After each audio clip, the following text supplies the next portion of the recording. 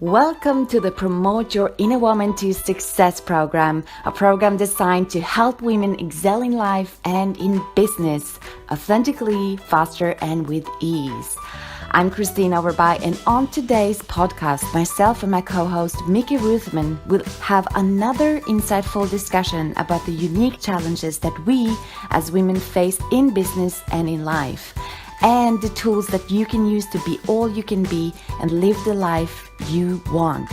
So pour a cup of coffee, get comfortable, kick off your heels, and let's dive into this week's topic. Hello, everyone, and welcome once again to the Promote Your Inner Woman to Success podcast. My name is Mickey Ruthman, and I would like to, before we continue, quickly just introduce my co-host, the lovely Christine Overby. How are you, Christine? Hello, Mickey. Hello, everyone. I'm so good. How are you? Always great, thank you, and always good to have these chats of ours. Absolutely. I'm so happy to be back here with all of you.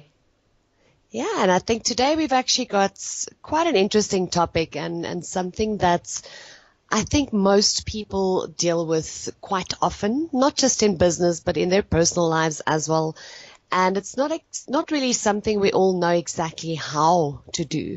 So today's topic that we're discussing is talking about how to resolve conflict. So last week we talked about self-confidence, and as we both know, Christine, that once you start working on your self-confidence or on yourself, once you start changing, chances are you're going to run into conflicts because the people around you don't necessarily understand why you're changing or understand the process you're going through. And that is why I'd love to talk this week about how to resolve conflicts, conflict resolution. Absolutely. And it's so true what you're saying, Mickey. It happens every time. Every time we do something new or change our habits, or which we all do very often or once in a while, and we meet conflicts. So it's a very interesting topic, and I'm looking forward to this conversation. Yes, and I mean, conflict is, I don't think I know anybody who likes conflict. Nobody likes conflict. Nobody likes having to face a situation that is conflict. But the reality of the matter is that conflicts will only be able to affect you if you leave it or if you don't resolve it. Absolutely. So I'd like to give the ladies a few sort of actionable tips and tools that they can use when resolving conflict to ensure that the process is as positive as possible, just by using these few guidelines. All right, so the very first guideline I'd like to give the listeners when resolving conflict is to resolve or handle the conflict sooner rather than later. Now, none of us like facing conflict, and we tend to sort of avoid facing conflict. So we wait or we try to stay away from it or stay away from that person we have conflict with. But that is the first guideline I want to give, is to really handle the conflict and try to resolve it as soon as possible. That's so true, Mickey. It's a good one, good start, because I mean, hello, we all feel uncomfortable when we are facing a conflict. And what I usually say, and for me is very, honest and clear, is that conflicts are unquestioned thoughts in ourselves. And it maybe sounds a little bit strange to say that conflicts are unquestioned thoughts in ourselves, but when we really just, open our mind and look into why is it feeling so uncomfortable when you are facing a conflict, it is because there's something we're afraid of. There's something we're not honest about, and we're afraid to meet when it comes to ourselves, especially if someone criticizes you or someone reacts with a lot of emotion and feelings. It doesn't feel good. And so it touched something within you that you immediately start to defend, or very often we start to defend, or in our way, even if it's verbally or emotionally, or we just, close down. So, it's a very good start to just have this mindset of, I just want to deal with it as soon as possible, like Mickey said, and just get down to it and ask yourself a question like, what am I defending, or what is this really about? What's the core of this conflict? That is what you want to look for. That is what you want to, seek answers to, instead of tapping into the thoughts and emotions, the reaction you get in that situation. You're absolutely right, Christine. And I think that a lot of us are kind of afraid. We're afraid not just of hurting somebody else, but of somebody hurting us. And that is why I think conflict is such a big issue for a lot of us, or why we shy away from any form of conflict. Is it's almost that fear that either you're going to do or say something to hurt somebody else, or the fear that somebody else is going to end up hurting you. Yeah, totally. That is fierce. As you see, like when you talk now, it's very clear that it's thoughts, it is fears. And as long as you are in those fears and believing those thoughts, which we do automatically, but in the moment you start practicing this, you kind of tap out of it, and like we talked about in the last episode as well, you start to train yourself to become the observer of things instead of being the reaction. And I do think that asking yourself questions like this is a good way to step out of it and look at the situation from another perspective, and just get the whole perspective of the situation, so you can see through it instead of being in this, all these emotions and fears, like you said. Most definitely. And well, that brings us to the second guideline I'd like to give the listeners in terms of how to resolve conflict, is to do it in person. And I think that is quite a scary thing for most of us as well. It's always that much easier to send a message, an SMS, or send an email as opposed to facing someone that you've got conflict with.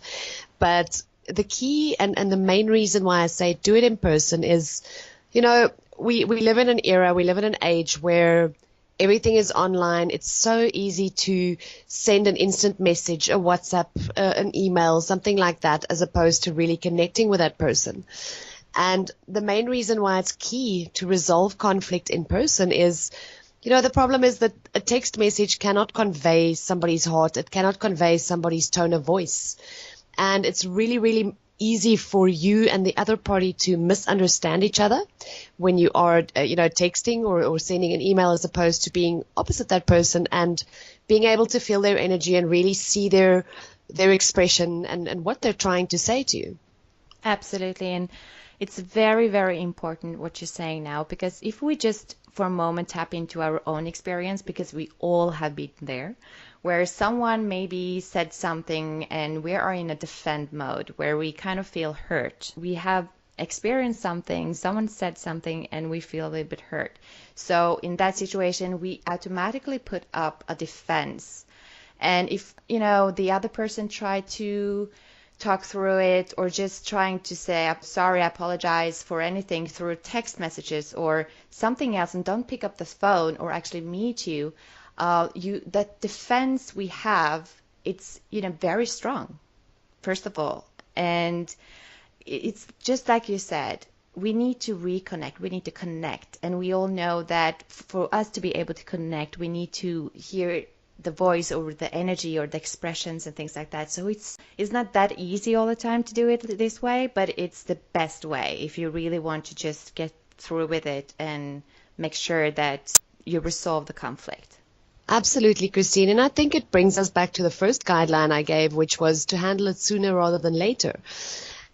Because when we tend to leave a conflict, or when there is conflict with somebody that we don't resolve, it leaves it open to the mind for interpretation on both ends, for both parties to kind of not know what the other person is thinking. And you know what the mind is like. The mind likes to inflate things and come up with little stories for itself.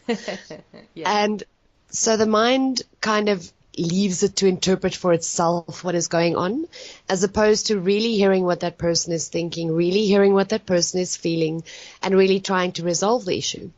Yes, absolutely. All these movies we're watching in our mind.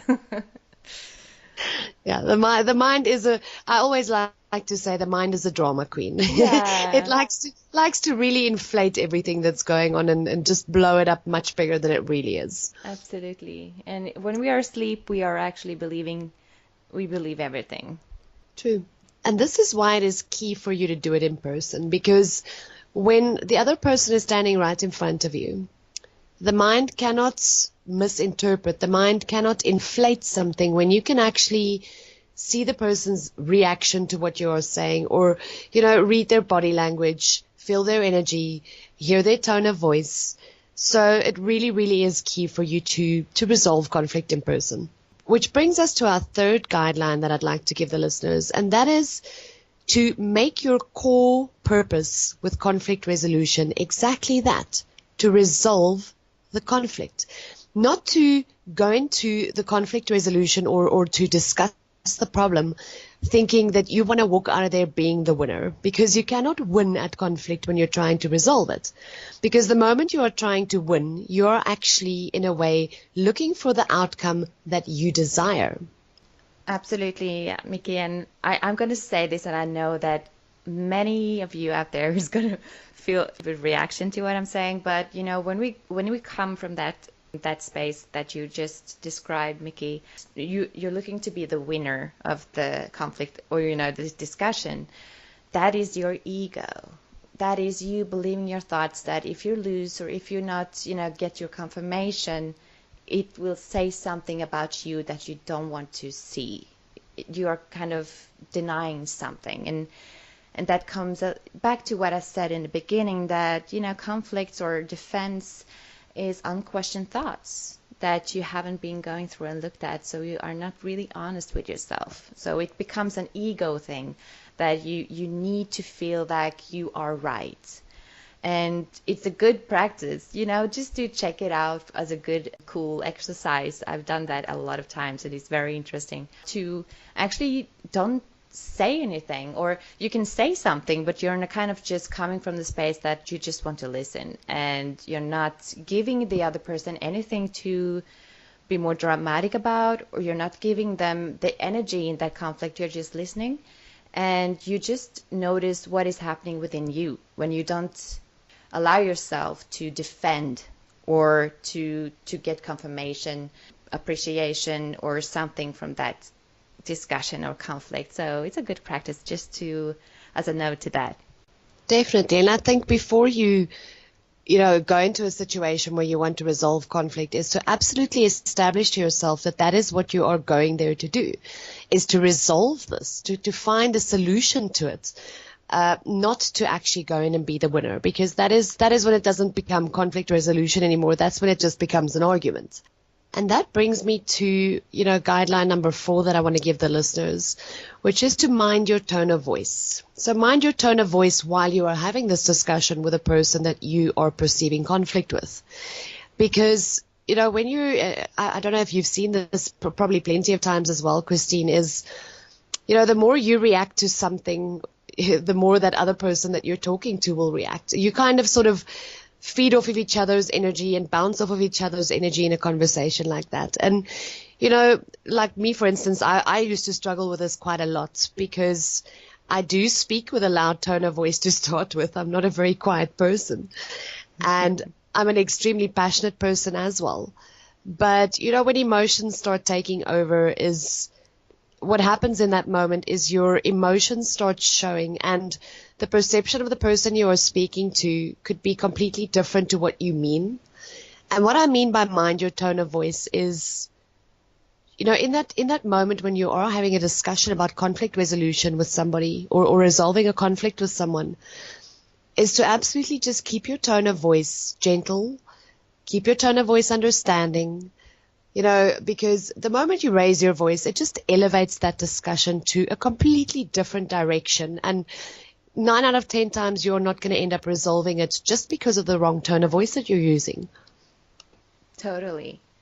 It's very true what you're saying as well. I know for the fact, and from my own experience, and also been, watching others, is that in the moment you are so passionate, you're very reactive. You're in those emotions and those thoughts, and it's not easy in that moment to think that I should be doing something else, because what we do is what we do, and that is exactly what you need to do, because that's reality in that moment. But I do think it is a very, very good thing to have that in the back of your mind, that if you come from that very emotional, fired up state of mind and feelings, you are actually affecting the outcome of that discussion, and it doesn't actually go to resolving the conflict. It starts to to create even more drama, even more energy in it, which makes it even more difficult for everyone involved to resolve the conflict. Yes, and I mean, then I can actually, you know what, I'd like to then go into the very next guideline, because the very next guideline I want to give the listeners is to, in the moment when you're resolving conflict, to really listen for what is being said, but also for what is being felt. In other words, really listen to the person you're speaking to. Try to hear their heart. Try to hear the emotion that they're trying to convey to you through what they're saying. I do think that when we really ask ourselves why we are in the conflict, especially if we are in the defending mode, it comes back to what you're saying now. We're not listening. We're not coming to actually listen to what the other person, what they're actually trying to say, how maybe they express themselves in a wrong way for you. Maybe they do it, like we talked about earlier, they're coming with a lot of energy and very fired up, and we react to that immediately instead of just really trying just to get what are they trying to say.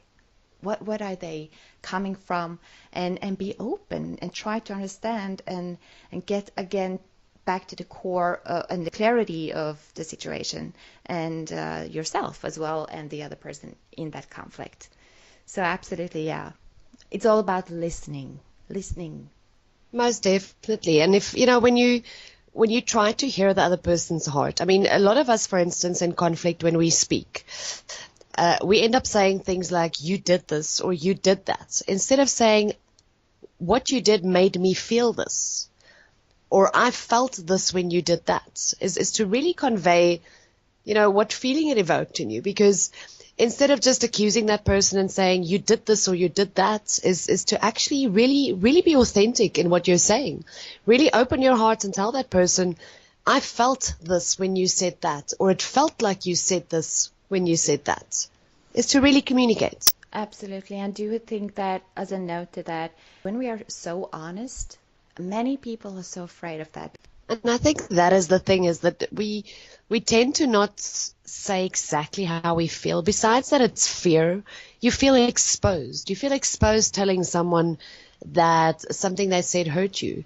And the key to communicating and resolving a conflict is really, really speaking from your heart. Because sometimes what happens is the person you're experiencing conflict with might not even realize that something they say or something they do, and maybe didn't intentionally or mean it the way that you perceived it, might not realize it until you tell them that that is how it made you feel. Mm-hmm. And that is why it really, really is key to be open and honest in a discussion like that, and to really, just put your heart out there and have an honest discussion. Yeah. When we talk about being honest, it's all about actually being emotionally naked with yourself. First of all, and I know for the fact I love that. I've been in so many situations, especially in business.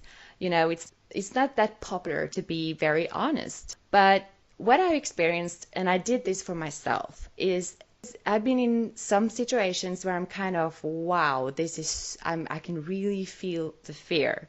And you don't really want to express that and be honest about that in front of some people, especially people that are kind of your role models. You kind of want to really, get together and show that you can do this, but at the same time, I had to be honest with myself, because if I just pretend that everything is good, well, I feel this fear inside, it's not going to be authentic.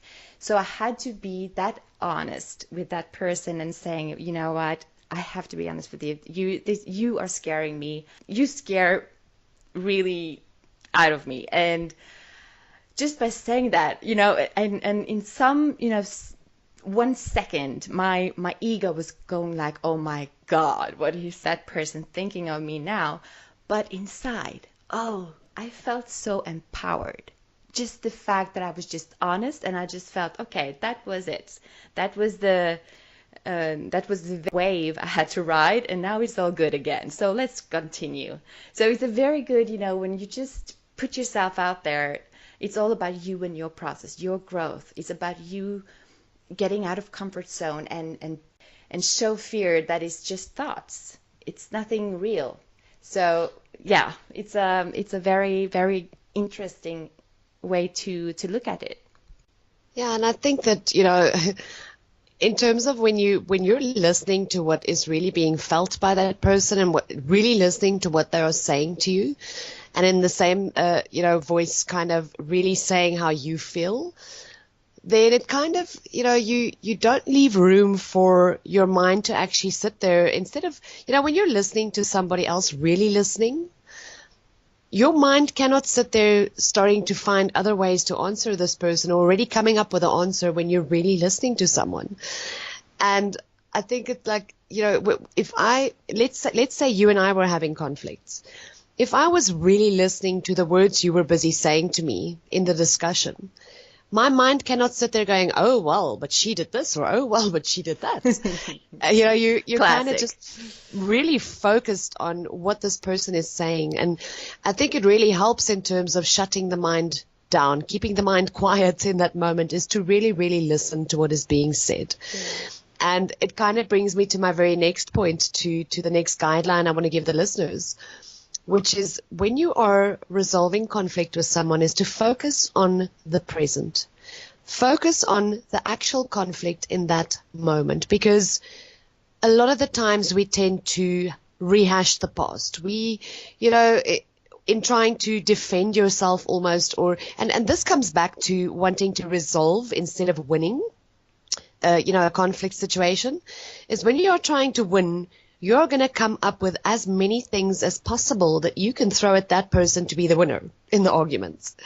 So when you are trying to resolve, it's not about winning. And that is why it's important to really focus on the present when you're having a discussion like this, is to not sit there and, go back to, oh, but 2 years ago when you did this, and you did the same thing to me that you're saying I did to you when we were 10 years old, because you really should be focusing on the present situation and trying to figure out what it is that is causing conflict, as opposed to rehashing everything that's happened or everything that you've done or that the other person has done. Is to really look at what is the core, what is causing this present conflict, as opposed to looking at what's happened before in the past. Absolutely. And I mentioned this in the last episode as well, when it comes to building your authentic self-confidence. And it does comes back to, as I said, being present and listening to the other person. Be there because you're there to see the whole picture. You're there to look for solutions, not arguing about the conflict and let past stories come in, and you draw this movie you're watching in your mind, which somehow shows you the evidence of how you are right in that situation, and all you do is try to convince the other person as well that everything you can see in your mind and you believe is true for everyone else as well, and for that person. You are kind of robbing yourself from experiencing the reality that is in front of you, but you're not seeing it. Try to really look at the situation, the core of it, be present and experience it, because we see what we believe. So sometimes we just have to stop and question what am I believing in this situation? If I feel I have to defend and I feel that I have to be right all the time, what am I doing? What am I actually believing? And try to look at yourself. For you to grow, for you to develop, you have to start ask yourself questions. And I think what you need to keep in mind as well is, there's a very big difference between an argument and trying to resolve something, because an argument is something that can carry on forever and ever, and your objective with an argument is to be the winner in that case. And when you are trying to resolve something, you are trying to put an end to what is causing the discomfort or the miscommunication or whatever is causing that conflict. And just to give an example, if two people are sitting down, like let's assume you and I were working together in the workplace, mm-hmm. and kind of we don't know each other very well, and sometimes when I say something, I might perceive, because of my own things, that you are being very short and blunt with me every time you speak to me, or that you're disrespectful in the way you speak to me. And it's one of two things can happen in that scenario. Is I'm either going to sit down with you at a stage and say to you, Christine, I perceive that sometimes when you speak to me, you are being rude, or you are talking down to me or whatever the case may be. And you can really hear my heart and say to me, but Mickey, it's really not that I mean to say, that's not how I wanted to come across. I'm just under a lot of pressure or under deadlines. And, you end up resolving the issue so that it doesn't happen again. Yes. Because in that moment, I can tell you how I perceive it. You can tell me what you really meant through it. And, we end up understanding each other better, as opposed to me coming to you with the attitude of every time you speak to me, you do this and that and that and that. That's accusatory. Yeah. Instead of saying that you want to resolve it and find what is causing the conflict. It's two approaches that you're describing. One is to try to understand you so you can just be you and I can just be me. The other one, which is attacking, it's more like, I don't like you as you are because you make me feel like this. So it's very interesting, very two different approaches. The one is developing, it's nurturing. The other one is just, you start to go into this destructive pattern. And I think, it comes down to the you and I call it the you and I principle, because when you go into conflict or a conflict resolution situation, when I started the first scenario, for instance, when you start by saying, when you said something, I perceived it this way, that is the I side of things. In other words, you're not telling that person you did this or you made me feel that way. Mm-hmm. You're telling them how you perceived it. Mm-hmm. So you are turning it to yourself and saying, this is how I viewed it. This is how I experienced it. Whereas if I come to you and I say, you said this and you made me feel that way, then I'm putting it on you. Then I'm, it's an accusatory way of saying it. Yeah. So it's just a very, very simple way of resolving conflict is, instead of telling someone that they did something, is to rather turn it around and say, when you did that, I perceived it that way, or it made me feel this way. Not you made me feel this way. Mm. I felt that way, or I perceived it that way. Mm-hmm. Very, very good. And I think we're gonna move on to the next guideline, because they kind of all flow into each other. And the very next guideline is to really pick your battles, because we tend to, especially us women, we're very sensitive sometimes, and, you might be having a tough day or there's a lot happening at home, and, it's just that one person that happens to say or do something that you in yourself are sensitive about, or you perceive a certain way, but to really, really pick your battles. Because I think, we live in a world nowadays where it's so easy to cause conflict ourselves where there is no conflict. And, certain things you can really let slide. It's almost like, let's use the same scenario if you and I are working in an office environment together. If you are always friendly with me, but just today you appear to be short, my two choices are to pick my battles, to either go to you and start an argument with you about it, or to realize that, Christine isn't usually short with me, so something must be up with her, or she must be dealing with something. It really is a matter of pick your battles. Don't make conflict or turn everything into a conflict situation. Yeah, and I think especially when it comes to business, you can't afford making everything about you. You have to be wise when it comes to how you're going to use your energy. And if you let everything that happens affect you in a way, and you make it about you, like there's something wrong, she did that, he said that. In the moment we go into that, we are losing not just money, we are losing the self-respect, we are losing the self-value, the feeling of self-confidence and things like that, because you are really just criticizing yourself. So that's the one thing, you can't afford making everything so important. I have this principle for me when I work and I'm in the business mode, is like, if I recognize that this is just an argument of people that are, not really going together, I always just turn it around to say, okay, what is the solution of this? Let's not go into that now, because that is more personal things going on. We don't have the time right now. But what is the vision we all work under, and where do we want to head? And that's just focusing on where are we going to head. And after a while we go back to the personal thing to try to resolve that so it doesn't happen all the time, and also because it's so important to work on the personal thing.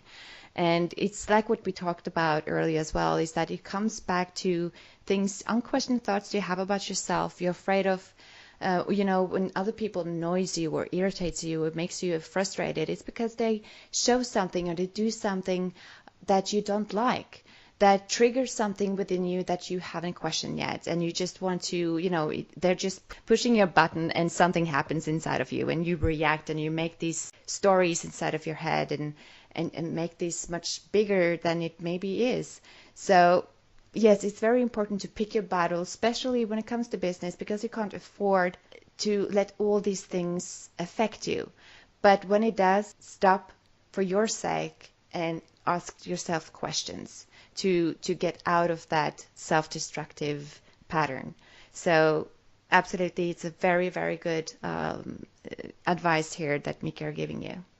Very true what you're saying. And I mean, I think the last two points that I want to bring up is they kind of tie in with picking your battles.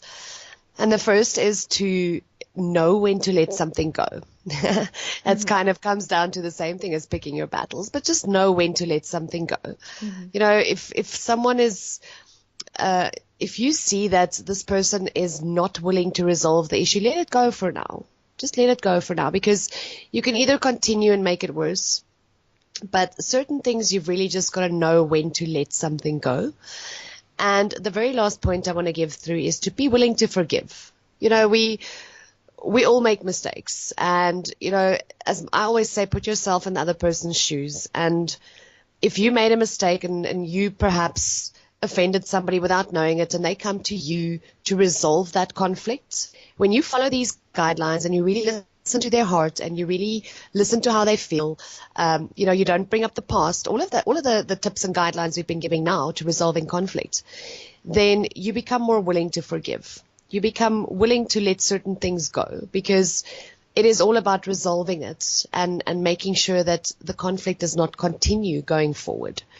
And that is a very key point, is, once you've forgiven, is to really forgive. That I think is the hardest part, is to, sometimes we say, all right, the issue is sorted out now, we've resolved it, going forward we're fine, everything is sorted out, but we kind of hold on to that grudge.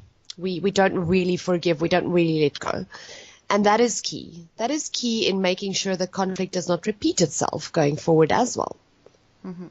I think many of you asked the same questions that many other people have asked me. How do I forgive? How do I do that when I'm in a situation like that? And I would love to tap into that subject during another episode, because it's very, very, very good exercises I have that really just turn everything around, and you literally come into, tap into this real forgiveness that you feel on every level. So it's not something you're just trying to force yourself to believe, or think that, with a logic mind, think that, yes, I am forgiving you now, but you still feel that you can't let go inside.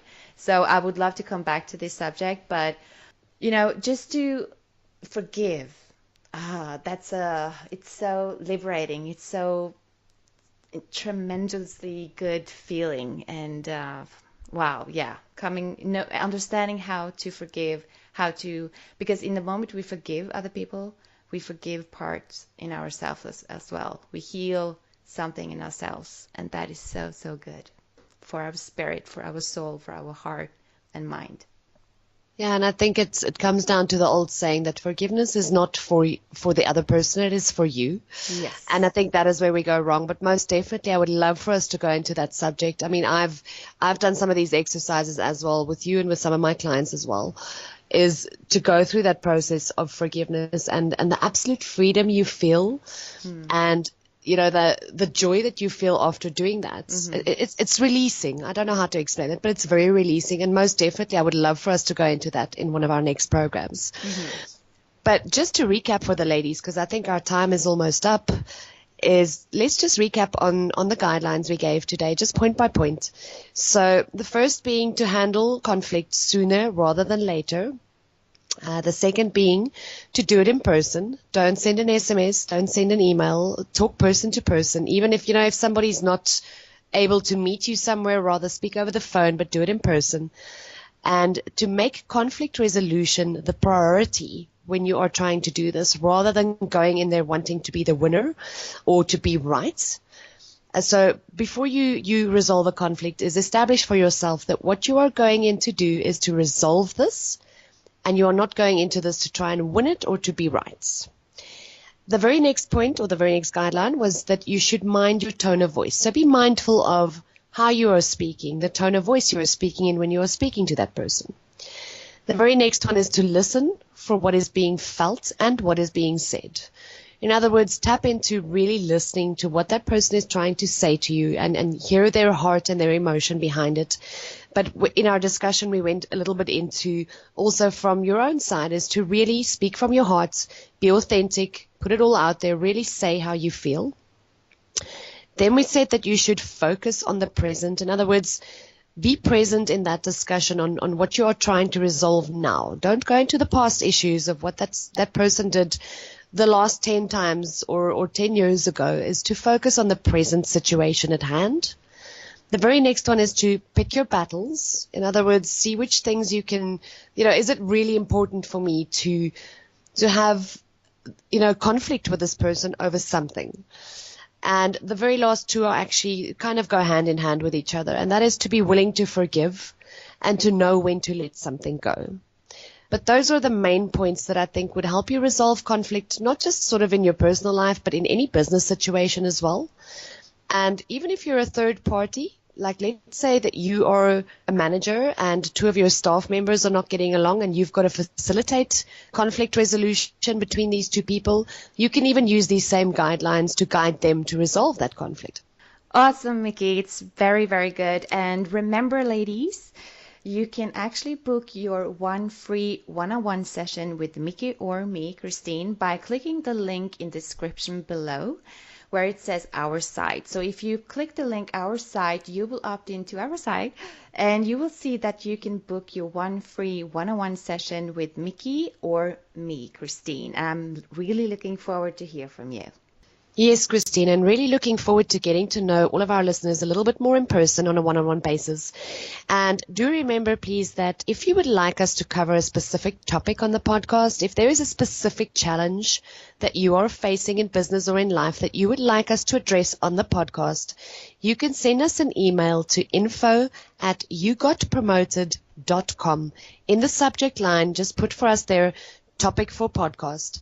And share with us the specific challenges that you are facing or that you would like us to address in the podcast itself. And do join us again next week where we will be covering one of your emails, one of the topics we've received. And Christine, what I'm really loving about the podcast is, we get emails like this where the listeners are sharing with us what their challenges are. But what they might not know is we're getting 2 or 3 emails with exactly the same challenges. Yeah, yes. And, you might think that you're on your own, you're the only person struggling with something, and there's 3 or 4 or 10 other people out there struggling with exactly the same thing. And that is what I love, is although we are addressing a specific topic that we've received, we know that there are 10 or 20 others out there struggling with exactly the same thing that will be getting actionable steps that they can actually take to working through those challenges.